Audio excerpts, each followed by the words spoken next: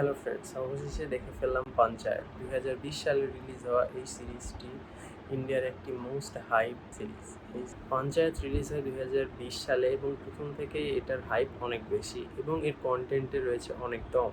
সেই কারণে মানুষ এটার পেছনে পাগল।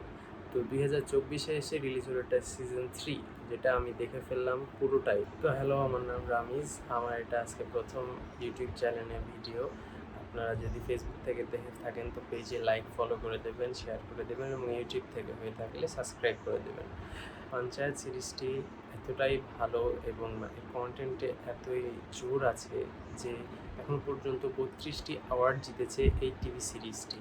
এবং ইন্ডিয়ার সবচেয়ে টপ ক্লাস সিরিজগুলো যদি একটা বলা হয় তো এই পঞ্চায়েত একটি।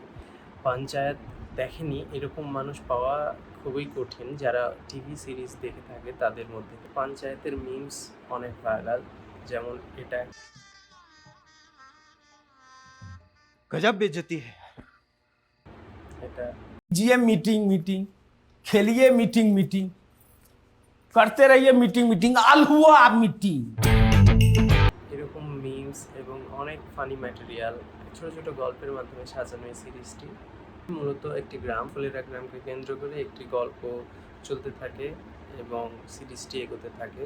শহর থেকে একজন সচিব হয়ে গ্রামে আসে এবং গ্রামে কিভাবে সে নিজের কার্য পরিচালনা করে এবং গ্রামের মানুষের জীবনের যত সমস্যার সমাধান, এই সমস্ত বিষয় নিয়েই আর কি একটা সিরিজ। জিতেন্দ্র কুমার সিরিজে তার নাম অভিষেক ত্রিপাঠী এবং সকলে তাকে সচিবজি বলে ডাকে।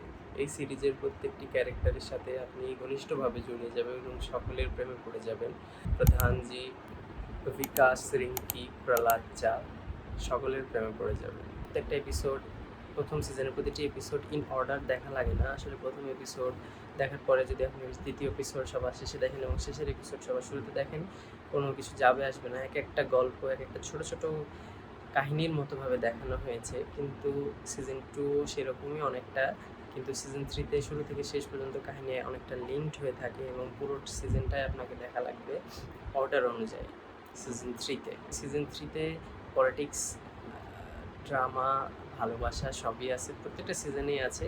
সিজন 3-তে লাভ ট্রায়াঙ্গেলটা একটু বেশি দেখানো হয়েছে পূর্ব সিজনগুলোর থেকে। পঞ্চায়েত বানিয়েছে টিভিএফ নামের একটি প্রোডাকশন কোম্পানি। টিভিএফের প্রত্যেকটা কাজ, প্রত্যেকটা মুভি সিরিজ বলতে গেলে সুপারহিট বলা যায়, কারণ তাদের প্রতিটা কাজই আমার ভালো লাগে। আমি পূর্বে যতগুলো কাজ দেখেছি সবগুলোই মোটামুটি আমার কাছে খুবই সুন্দর লেগেছে। পঞ্চায়েতও তাদের মধ্যে একটা হীরা জেম। তো আই হাইলি রেকমেন্ড, আপনারা যদি ড্রামা পছন্দ করেন এবং নিজের রুরাল মুভি সিরিজ দেখে থাকলে পঞ্চায়েত যদি না দেখেন তাহলে আপনি অনেক বড় কিছু একটা মিস করে যাবেন। আই হাইলি রেকমেন্ড আপনার পঞ্চায়েত দেখা উচিত।